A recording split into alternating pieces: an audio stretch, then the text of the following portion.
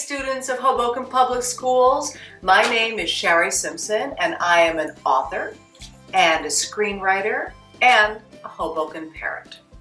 I know that you are still stuck at home, at least to the middle of May. So Dr. Johnson and I talked about me coming to do a series of videos for you about writing books and writing movies, which is my job, which I love very much. Of course, Mila Kunis has to say hello too. Hello, movie star. How are you? You talk to the Hoboken kids. Over the next 5 short videos, we're going to talk about 5 different topics. 1, why stories ignite your brain. 2, the writer's notebook. 3, how to turn a good idea into a great story. 4, inventing great characters. And 5, the difference between writing a book and writing a movie. So today we're going to talk about why stories ignite your brain. Let's start out with a question. What is the most adventurous or craziest thing that you want to do in your life?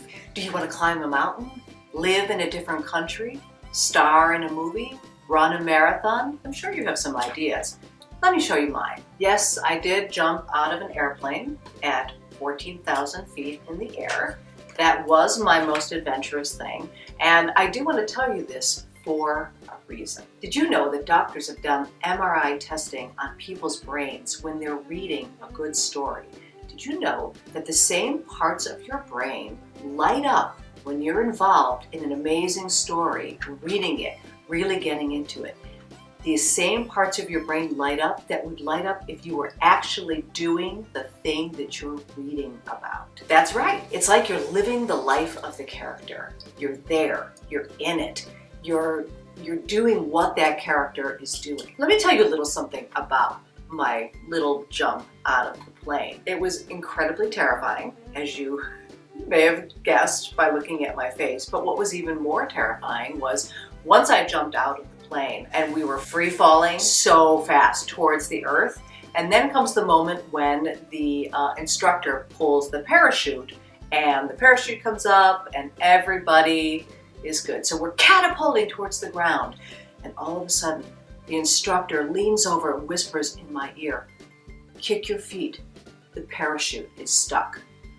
So I'm like, okay, either this guy is messing with me or I'm gonna die today. We're both like kicking and kicking, and finally the parachute goes up and I'm like, oh, thank God. So as we're falling gently towards the earth and you're supposed to be looking out at the earth and seeing the beauty, all I can think is I have the worst motion sickness in the world, and I don't know what it's gonna look like if I vomit at 8,000 feet in the air.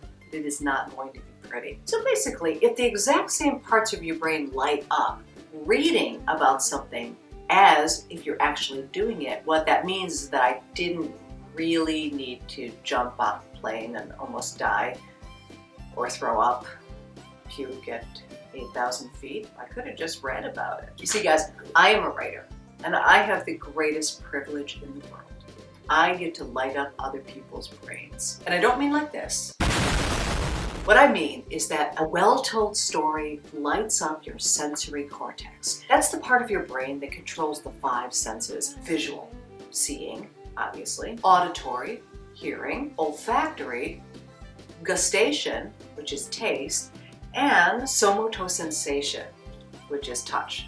Very fancy word for it. A good story will also affect the release of oxytocin into your bloodstream. Oxytocin is the so-called empathy hormone. It's the one that makes you feel like you're bonding with other people. You're actually bonding with the person in the story. You're feeling all the feels of the protagonist, which is the hero of your book. So we know what our brains do, but why? Our brains are hardwired through evolution to turn to story to help us navigate and make sense of the overwhelming world around us. Our brains look for patterns so that we can put the chaos into some kind of recognizable order, so that we can envision the future and literally, physically experience ways of coping with different and possibly difficult situations. So when I started telling the story about the skydiving and my near-death experience, maybe you could almost feel in your body me and the instructor kicking and trying to loosen the parachute. Maybe you thought about a way to escape this situation. Maybe you had those embarrassing feelings of, oh my God, gosh, is this guy messing with me? Does he do this to everybody? Maybe you have that feeling like, yeah, I know what it's like to feel nauseated.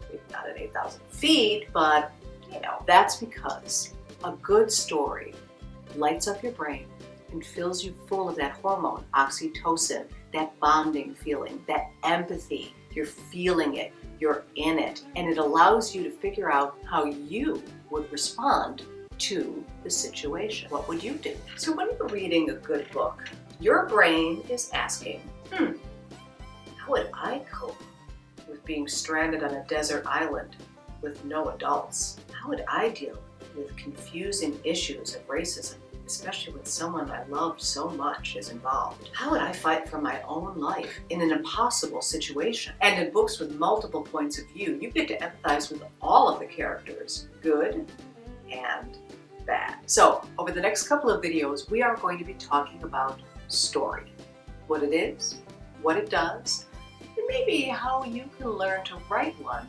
that can not only light up your brain, but your readers as well. See you soon. You like my shirt, guys? Books are meant to be loved, shared, bought, borrowed, smelled, and stacked. Shout out to Jarrett Lerner, the amazing writer and illustrator who created these t-shirts as a fundraiser for the Kids Book Access efforts.